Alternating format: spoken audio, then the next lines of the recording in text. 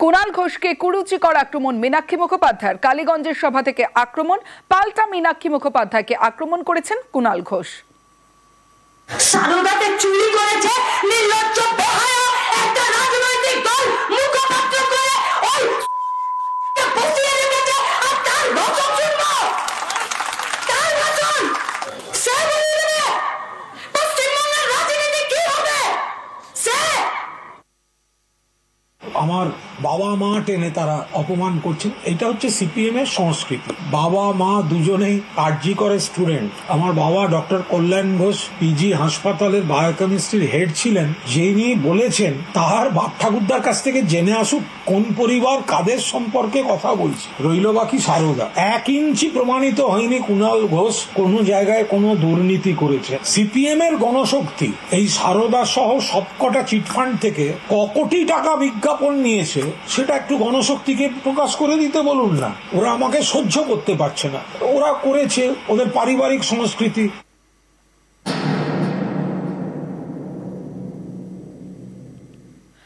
কসবা ল কলেজে গণধর্ষণের অভিযোগে উত্তাল রাজ্য রাজনীতি, আর তার মধ্যেই এবার বারাসাতে ছাত্রের শ্লীলতাহানি। টিউশন পড়ে ফেরার পথে শ্লীলতাহানির অভিযোগ। বারাসাত 12 নম্বর রেলগেট এলাকার ঘটনা। ছাত্রের চিৎকারে স্থানীয়রা অভিযুক্তকে ধরে ফেলে। অভিযুক্তকে মারধর করেন স্থানীয়রা। পুলিশ অভিযুক্তকে পাকড়াও করে। ও আসছিল, পড়ে আসছে, তখন ওর প্রাইভেট পার্টে একজন এসে টাচ করেছে। এবার তাকে বলা হচ্ছে আপনি এরকম কেন করছেন। উনি বলছে যে না, আমি তো ইয়ার্কি মারছি, তোমরা কি রাস্তায় কারোর সাথে কি ইয়ার্কি মারো না। ক্ষমা চেতে বলেছে, উনি চেয়েছে একবার ক্ষমা, তাও ওনার ওনাকে ছেড়ে দিতে হবে। উনি সবাইকে মারতে যাচ্ছে। এবার ওনাকে যদি এখন কোনো শাস্তি না দেওয়া হয় পরবর্তীকালে, এখন আমাদের সাথে হয়েছে, পরবর্তীকালে তো অন্যদের সাথে হবেই। নিরাপত্তাহীনতা তো অবশ্যই আছে। ও এবং তার একটি বন্ধু আসছিল, আমাদের সামনে যাচ্ছিল, এবং একটি অচেনা ছেলে হট করেই মেয়েটির প্রাইভেট পার্টে হাত দেয় এবং দিয়ে যখন মেয়েটি প্রতিবাদ করে তখন ছেলেটি বলে যে ছেলেটি মজা করছিল। সকালবেলা এতগুলো লোকের মাঝখানে যেখানে মেয়েটির গায়ে হাত দেওয়া হলো, তাহলে যদি অন্ধকার থাকতো, লোকজন না থাকতো, তাহলে সেখানে আমাদের নিরাপত্তাটা কোথায়। এই সাবওয়ের সামনে নোংরামিটা করেছে, তখন কেউ ছিল না। আমি এখান থেকে ওকে ধরে নিয়ে এসেছি পার্টি অফিসে ধরে আনার পরে আমি জিজ্ঞেস করছি যে তুই এরকম কেন করলি। যখনই আমি বলছে তোকে কৈফিয়ত দিতে হবে। ওকে জিজ্ঞেস করছি তোর বাড়ি কোথায়, ও বলতে পারছে না। একবার বলছে মধ্যমগ্রাম, একবার বলছে বসিরহাট।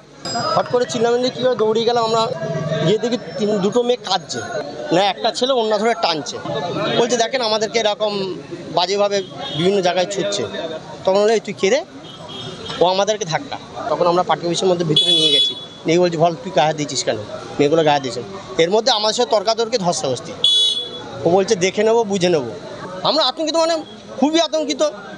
এইখানে এইসব হচ্ছে দিনের বেলা ভর দুপুরে, আর কোথাকার ছেলে নিজের ভাবে কথা বলতে পারছে না। আমরা নিজেরা আমাদের হকার ইউনিয়নের ছেলেদের গায়ে হাত দিচ্ছে।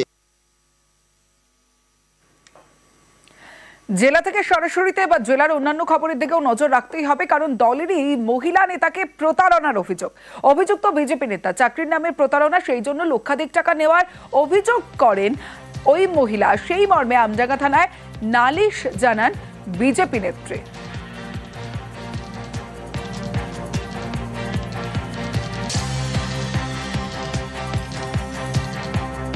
আমার কাছ থেকে চাকরির নাম করে আমার কাছ থেকে টাকা নেওয়া হয়েছিল। বলেছিল চাকরি দেবে, আমার সাথে আমি একসাথে পলিটিক্স করি, আজকে এই টাকা লাগবে, কালকে লাগবে, পরশু লাগবে, এই করে করে করে করে প্রচুর টাকা নেয়। লাস্টে যখন চাকরির কথা বললাম তখন বললো থানায় কেস করবো। এই নিয়ে খুব ঝামেলা হয় আমার সাথে। তখন আমি বাধ্য হয়ে থানায় আমি কেস করি। 1,04,970 টাকা। কোন দল করেন আপনি?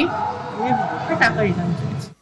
এরপরে অ্যাকশনে নামে পুলিশ। হাওড়া থেকে ধৃত অভিযুক্ত হরিওম বাল্মীকি, সাকরাইলের মানিকপুরের বাসিন্দা অভিযুক্ত। যদিও প্রতারণার অভিযোগ অস্বীকার ধৃতের পরিবারের। ও একটা ফ্রড মহিলা, ভাই ডকুমেন্টস নিয়ে ইউজ করে ওতে একটা ফেক অ্যাকাউন্ট তৈরি করেছে, তারপরে আমার ভাইকে ফাঁসানোর পুরো কাজটা করে। ভাই আমার ভারতীয় জনতা পার্টির একটা কর্মী। আমরা যেটা ভারতীয় জনতা পার্টিকে বলতে পারি যে আইনের মতো চলবে, আমরা এখানে কোনো হস্তক্ষেপ করব না। কিন্তু যে বিজেপি কর্মী বা নেতৃত্বকে কীরকমভাবে হয়রানি করছে বা মিথ্যা কেস দিচ্ছে, সেটা যাতে না হয়। এটা সাজানো কি এটা মানে সেটা বিষয়টা তদন্ত সাপেক্ষ। বাংলা বলায় ফের বাংলাদেশি তকমা, ফের ওড়িশায় আটক বাংলার বাসিন্দা। আটক পূর্ব মেদিনীপুরের ভগবানপুরের 4 বাসিন্দা। বাংলাদেশি সন্দেহে ওড়িশাতে ভগবানপুরের 4 ব্যক্তিকে আটকে রাখার অভিযোগ, দিশেহারা হয়ে পুলিশ প্রশাসনের দ্বারস্থ পরিবার।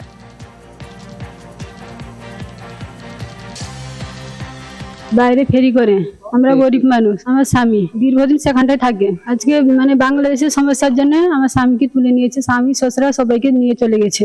বাংলাদেশের লোক সন্দেহ করে তুলেছে আর কি। প্রায় 25-30 বছর উড়িষ্যায় কাজ করে, ওই শ্রমিকের কাজ করে, চুলের মালটা স্টিলের মাল দিয়ে চুল তৈরি করে। এবার ওরা অ্যাকচুয়ালি ভারতীয় নাগরিক এবং পশ্চিমবাংলার অধিবাসী, পূর্ব মেদিনীপুর জেলা ভগবানপুর 1 ব্লকের অধিবাসী। কোনো কেস না দিয়ে থানায় আটকে রেখেছে, আটকার পরে একটা ডিজিটাল ক্যাম্পে নিয়ে গেছে, ওখানেও আটকে রেখেছে। সেটা ঠিক নয়। ওরা ভারতীয় নাগরিক, ওদেরকে যখন ছেড়ে দেওয়া হয় তার জন্য আমরা প্রশাসনের দ্বারস্থ হচ্ছি।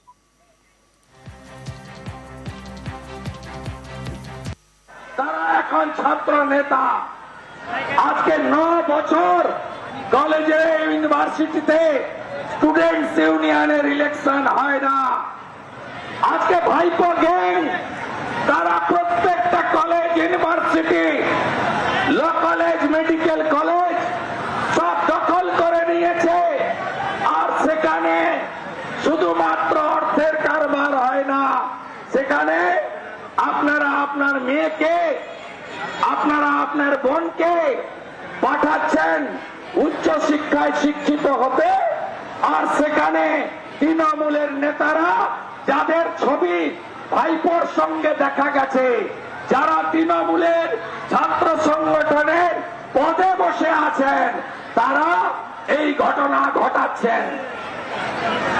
মনোজ বার্মা বাবু কোথায় লুকিয়ে দিলেন ওই ছাত্রীকে? কোথায় লুকিয়ে দিলেন তার বাবা মাকে?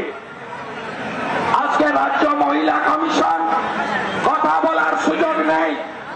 ইন্ডিপেন্ডেন্ট অর্গানাইজেশন, কনস্টিটিউশনাল বডি, কোন লয়ার, কোন ডাক্তার, কেউ, কোন সমাজের মানুষ, কেউ আপনি পাবেন না তাদের সঙ্গে কথা বলতে। লুকাচ্ছেন কেন? বিনীত গোয়েলের হাফ অবস্থা হয়েছে, এসটিএফ এ গেছে। আর এই মনোজ বার্মা, আপনিও যা করছেন, আপনার অবস্থাও বিনীত গোয়েলের থেকে খারাপ হবে, আপনি নিশ্চিন্ত থাকতে পারেন।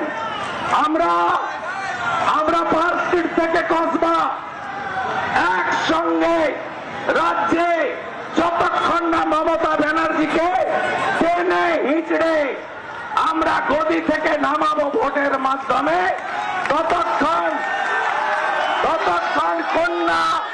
কন্যা সুরক্ষা যাত্রা চলবে। কারোর কন্যা সুরক্ষিত নয় মমতার আমলে, মমতা পুলিশের আমলে। তাই জোট বাঁধুন, দল বাঁধুন, পতাকা নিয়ে লড়ুন, পতাকা ছাড়া লড়ুন, গণ আন্দোলন গড়ুন, নাগরিকরা বেরিয়ে আসুন, মা বোন দিদিরা বেরিয়ে আসুন। আপ সময় এসেছে এই মমতা নামক আবর্জনাটাকে পশ্চিম বাংলা থেকে পরিষ্কার করে দেওয়ার জন্য সময় এসেছে। আমাদের লড়তে হবে, এই লড়াই চলবে। আগামীকাল আদিবাসীদের হুল উৎসব পালন করেও যেখানে যেখানে হুল উৎসব হবে না, প্রত্যেক জেলাতে মিছিল হবে বড় বড়। এ লড়াই থামার নয়। 1 ঘন্টা 2 ঘন্টা একদিন করে বাড়িতে বসে গেলে আরো ঘটবে, আরো ঘটবে। পার্কস্ট্রিট ঘটেছে, কামদুনি ঘটেছে, হাসকালি ঘটেছে, কালিয়াগঞ্জ ঘটেছে, বকটুই ঘটেছে, মাটিগাড়া ঘটেছে, কসবা ঘটেছে, অবয়া ঘটেছে। আর নয় মমতা, আর করতে দেব না, আর করতে দেব না। আজকে কলকাতা পুলিশকে পশ্চিমবঙ্গ বিজেপি যুব মোর্চা জানিয়ে দিয়েছে আগামী 2 তারিখে কসবা অভিযান হবে। কসবা অভিযান হবে, মায়েরা ঝাঁটা নিয়ে আসবেন। মমতা ব্যানার্জির কত ক্ষমতা আমরা দেখতে চাই। 2 তারিখে হাজার হাজার মানুষ আসুন, আমরা এর শেষ দেখতে চাই। এ লড়াই জারি রাখতে হবে। আমি কয়েকদিনের মধ্যে অভয়ার বাড়িতে যাব।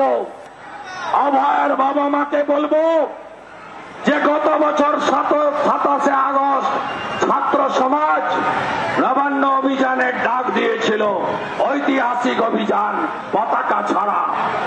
আমি অভয়ার বাবা মাকে বলবো 9ই আগস্ট আপনি নবান্ন অভিযান ডাক দিন। আমি শুভেন্দু অধিকারী রাজনীতির স্বার্থ দূরে সরিয়ে রেখে আপনাদেরকে নিয়ে আর একবার মমতা ব্যানার্জিকে 26-এর নির্বাচন ফাইনাল বিসর্জনের আগে 9ই আগস্ট ক্রান্তির দিন, ভারত ছাড়া আন্দোলনের দিন, ওই দিন মমতা ব্যানার্জিকে আমরা দেখিয়ে দিতে চাই আপনি এইভাবে আমাদের বাড়ির কন্যাদের নষ্ট করতে, ধ্বংস করতে, মেরে ফেলতে, সম্ভ্রম কেড়ে নিতে পারেন না, পারেন না, পারেন না। মমতা হটাও,